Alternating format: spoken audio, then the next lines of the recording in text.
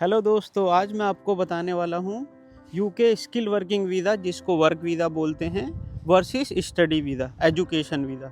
बहुत सारे लोग कंफ्यूज है, कमेंट करते हैं कि अखलाक भाई किसी भी तरीके से हमें वहाँ पे बुला लो। तो यहाँ आने की जो दो सबसे अच्छे तरीके हैं दोस्तों, वो यही हैं, या तो आप स्किल वर्किंग वीज़ा में आ जाओ और या फिर आप स्टूडेंट वीज़ा में आ जाओ। तो ये दोनों में कितनी फ़ीस लगती है, कैसे आ सकते हैं, कितने टाइम के लिए आ सकते हैं, कौन सा अच्छा है और कौन सा बुरा है, ये सारी चीज़ें मैं आपको बताता हूँ। सबसे पहले मैं शुरू करता हूँ दोस्तों स्टडी वीज़ा से, ठीक है। तो स्टडी वीज़ा में जो एलिजिबिलिटी क्राइटेरिया है कि आपको क्या क्या चाहिए, उसमें सबसे पहले है कि must have an offer letter. आपके पास यूनिवर्सिटी का एक ऑफ़र लेटर होना चाहिए, जिसको confirmation of acceptance for studies बोलते हैं। अगर आप लोग को यूनिवर्सिटी से यह ऑफ़र लेटर मिल जाता है तो सबसे पहले आप अप्रूव हो गए यूके स्टडी वीज़ा लेने के लिए। दूसरा, आपका इंग्लिश टेस्ट होता है, इंटरनेशनल इंग्लिश लैंग्वेज टेस्ट होता है। कई सारे में होता है कि यह टेस्ट नहीं भी देना पड़ता अगर आपकी डिग्री वगैरह या आपका जो प्रोफेशनल कोर्स वह ऑलरेडी इंग्लिश लैंग्वेज में है तो। उसके बाद प्रूफ ऑफ फंड, ट्यूशन की फ़ीस, लिविंग के expenses, 28 and 28 days bank statement. तो आपको यहाँ पर जो ट्यूशन की फ़ीस पे करनी है, यहाँ पर आप आकर कहाँ पर रहेंगे, और इन्होंने बोला है 28 दिन में 28 दिन का आपके पास एक बैंक स्टेटमेंट होना चाहिए, ताकि इन लोगों को एक एग्जांपल है कि यहाँ पर एक महीने का रहना जैसे 2000 पाउंड है, तो 2000 पाउंड 28 दिन पुराने आपके बैंक में होने चाहिए। और अगले में आ जाते हैं दोस्तों कि अब इस एप्लीकेशन की प्रोसेस कैसे करनी है, ठीक है ना। तो अप्लाई फॉर स्टूडेंट वीज़ा, जिसको हम टायर 4 वीज़ा भी बोलते हैं, इसकी जो फ़ीस है वो है दोस्तों 490 पाउंड, ठीक है। इंडियन करेंसी में तकरीबन 51,000 रुपये के आसपास होंगे। उसके बाद दोस्तों है इमिग्रेशन, IHS जो फ़ीस होती है इनकी, वो 776 पाउंड पर ईयर है। तो 490 पाउंड आपकी वीज़ा की फ़ीस हो गई, 400 और 776 पाउंड आपकी हेल्थ की फ़ीस हो गई। उसके बाद आपको बायोमेट्रिक की अपॉइंटमेंट मिलेगी। अगर आप इंडिया में हैं, पाकिस्तान में हैं, नेपाल में, भूटान में, अफ़गानिस्तान में, तो आपके आसपास जो भी बायोमेट्रिक का ऑफिस होगा इनका, वहाँ। और इसका जो रिज़ल्ट है दोस्तों वो आ जाएगा 3 से 8 हफ्ते के बीच में। तो अभी तक वीडियो अभी सही लग रही है तो लाइक, शेयर और सब्सक्राइब कर देना, और कमेंट्स कर देना आपको कौन सी इंक्वायरी चाहिए। अब आ जाते हैं कि स्टूडेंट वीज़ा वाले वो काम कौन कौन सा कर सकते हैं, ठीक है ना, कितनी देर कर सकते हैं। तो ये लोग दोस्तों 20 घंटे का काम कर सकते हैं नॉर्मली, जब वह पढ़ाई कर रहे हैं।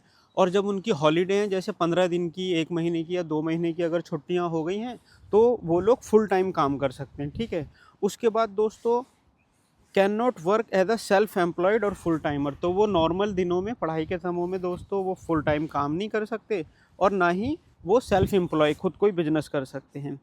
Dependents and kids only allow, अगर आप पोस्ट ग्रेजुएट कर रहे हो, तो ये बहुत ध्यान देने वाली बात है। अगर आप ग्रेजुएशन यहाँ पे करोगे तो आप अपने ऊपर ना ही तो डिपेंडेंट्स को ला सकते हो और ना ही चिल्ड्रन या किड्स को ला सकते हो। उसके बाद दोस्तों आते हैं पोस्ट स्टडी वर्क अपॉर्चुनिटीज़। तो आपने जैसे अपनी पढ़ाई पूरी कर ली, तो उसके बाद आपको क्या क्या फ़ायदे मिलेंगे इसमें। तो एक होता है ग्रेजुएट रूट वीज़ा, जिसको PSW बोलते हैं। जब आप अपनी पढ़ाई पूरी कर लोगे तो 2 साल का ये जो वीज़ा है ये आपको मिलेगा। इसमें आप 2 साल फुल्ली, आप क्या बोलते हैं, एक फ्रीडम होता है ना, 2 साल के लिए आप कहीं भी और कोई सी भी नौकरी कर सकते हो, इसमें कोई भी प्रॉब्लम आपको नहीं होगी। उसके बाद है दोस्तों can switch to a skill worker visa if find a job that mean salary skill. हाँ, अगर 2 साल के अंदर आपने अच्छा काम किया कंपनी में, तो आप इस वीज़ा को स्किल्ड वर्किंग वीज़ा में कन्वर्ट कर सकते हो। तो यहाँ तक दोस्तों ये था स्टडी वीज़ा, ठीक है। अब आ जाते हैं वर्किंग वीज़ा पे। अभी तक आपने स्टूडेंट वीज़ा समझ लिया, आगे मैं इन दोनों के बारे में बताऊंगा भी, कौन सा वीज़ा लेने पर क्या क्या फ़ायदे और नुकसान है, और कौन सा लेने पर क्या क्या फ़ायदे नुकसान है। तो वर्किंग वीज़ा जिस पर मैं हूँ, मैं अभी लंदन चेसिंगटन में हूँ दोस्तों पिछले 2.5 साल से। और मैं वर्किंग वीज़ा में आया था। मुझे सबसे पहले जो चाहिए एलिजिबिलिटी, अगर वर्किंग वीज़ा आप लेना चाहते हो, तो एक जॉब ऑफ़र लेटर जो कि यूके के वेरीफाई एम्प्लॉयर से आपको मिला हो, जिसको स्पॉन्सरशिप बोलते हैं या COS लेटर भी बोलते हैं, ठीक है ना, सर्टिफिकेट ऑफ स्पॉन्सरशिप। उसके बाद दोस्तों सैलरी मस्ट मीट, यूजुअली आपकी सैलरी साल की 26,200 से नीचे नहीं होनी चाहिए, ठीक है। और कम से कम 10 £2.75 पर घंटे। इससे कम की सैलरी में कोई भी यहाँ स्पॉन्सरशिप नहीं मिलती, कम से कम ये सरकारी रूल है दोस्तों, ठीक है। £26,200 आपकी सैलरी स्लिप पे लिखा होना चाहिए, या कॉन्ट्रैक्ट में जो आप यहाँ से कोई भी अगर आपको देता है, तो उससे कम में अगर देगा तो एक बार चेक कर लेना। Job must be shortage occupation list, सरकार की जो वेबसाइट है ऑनलाइन जो इन्होंने करी है, वहाँ पर एक ऑक्यूपेशन लिस्ट है। उस लिस्ट में ये चेक करना है कि जिस सर्टिफिकेट ऑफ स्पॉन्सरशिप आपको जिस कंपनी ने दिया है वो कंपनी वहाँ पर लिस्टेड है या नहीं, ठीक है। तो खुद से वेरीफाई कर लेना। उसके बाद इंग्लिश का टेस्ट आपको कंपलसरी देना है।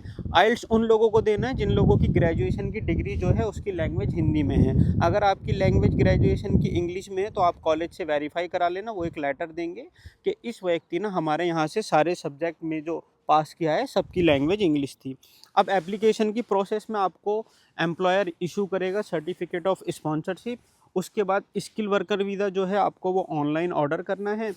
उसके बाद आपको जो वीज़ा की फ़ीस पे करनी है £610 से लेकर £1410, डिपेंडिंग ऑन द ड्यूरेशन। आप 1 साल के लिए आ रहे हो, 2 साल के लिए, 3 साल के लिए, वैसे ये या तो 3 साल का मिलेगा या 5 साल का मिलेगा, ठीक है।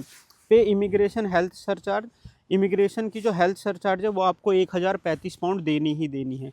मेरा भी अभी मैंने अगले 2 साल का वीज़ा अप्लाई किया है तो मैंने भी इतने ही पैसे भरे हैं दोस्तों। बायोमेट्रिक और वीज़ा प्रोसेसिंग, आपको जब आपकी वीज़ा एप्लीकेशन फ़ीस सबमिट हो जाएगी तो आपको बायोमेट्रिक के लिए बुलाया जाएगा। उसके बाद वीज़ा प्रोसेसिंग में 3 हफ्ते से लेकर 8 हफ्ते तक लगते हैं। मैं भी इंतज़ार कर रहा हूँ, मुझे अभी 2 ही हफ्ते हुए, 2 या 3 हफ्ते। तो मेरा भी 8 हफ्ते के बाद जैसे ही वीज़ा आएगा मैं आपको बता दूंगा कि अगले 2 साल का मेरा वीज़ा लग गया। और वर्क राइट और बेनिफिट, इसमें क्या क्या बेनिफिट है दोस्तों। फुल टाइम काम कर सकते हो आप स्पॉन्सरसिंग एम्प्लॉयर के साथ जिन्होंने आपको स्पॉन्सरशिप दी है। ब्रिंग डिपेंडेंट्स, स्पाउस और चिल्ड्रन, आप अपने साथ जो भी आपके ऊपर डिपेंडेंट है, जैसे आपकी वाइफ है, ठीक है, अगर आप लिविंग रिलेशनशिप में रह रहे हो तो आपकी गर्लफ्रेंड या बॉयफ्रेंड जो भी, और बच्चे, ठीक है, आप इन सबको इस स्किल वर्किंग वीज़ा के ऊपर ला सकते हैं अपने साथ साथ। और यूके परमानेंट रेसिडेंसी ऐसी है, आपने अगर 5 साल यहाँ पर बिता लिए तो 5 साल के बाद आप यहाँ पर ILR के लिए अप्लाई कर दें, फिर आपको वह सारे अधिकार मिलेंगे जो यहाँ के लोगों को मिलते हैं।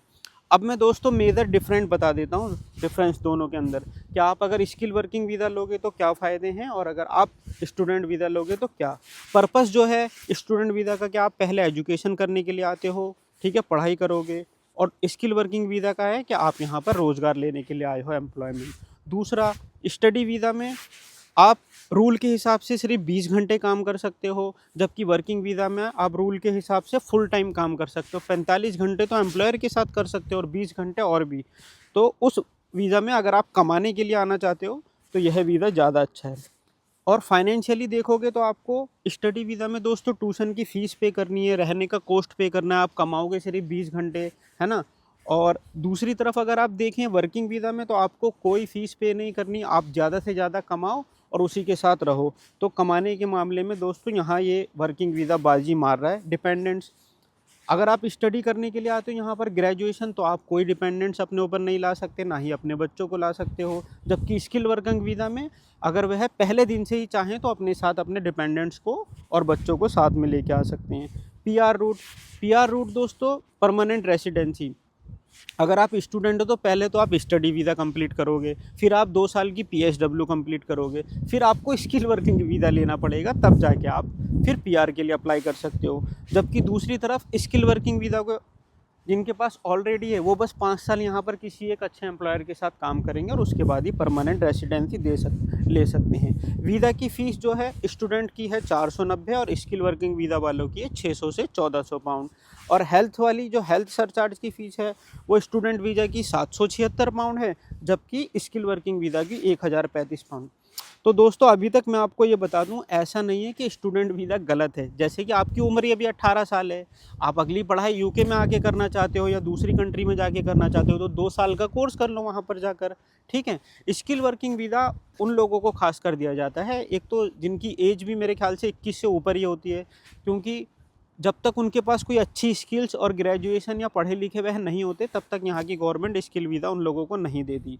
तो आप बहुत यंग हो और आपको लगता है कि आप स्किल वर्किंग वीज़ा आपको नहीं मिल रहा, तो आप स्टडी वीज़ा की तरफ चले जाइए, बट उसके लिए आपकी फाइनेंशियल कंडीशन थोड़ी सी अच्छी होनी चाहिए। हालांकि एजुकेशन लोन लेके भी मैंने कई सारे लोगों को देखा है जो एजुकेशनल लोन लेके आए हुए हैं और यहाँ पर काम कर रहे हैं, और काम करके वह एजुकेशन लोन भी उतार रहे हैं। ठीक है, तो दोनों वीज़ा अपनी जगह बहुत अच्छे हैं, बट वो स्किल वर्किंग वीज़ा अगर मिल जाता है तो ज़्यादा अच्छा रहता है। ठीक है, तो इन्होंने भी बताया है कि कौन सा बेस्ट हो सकता है।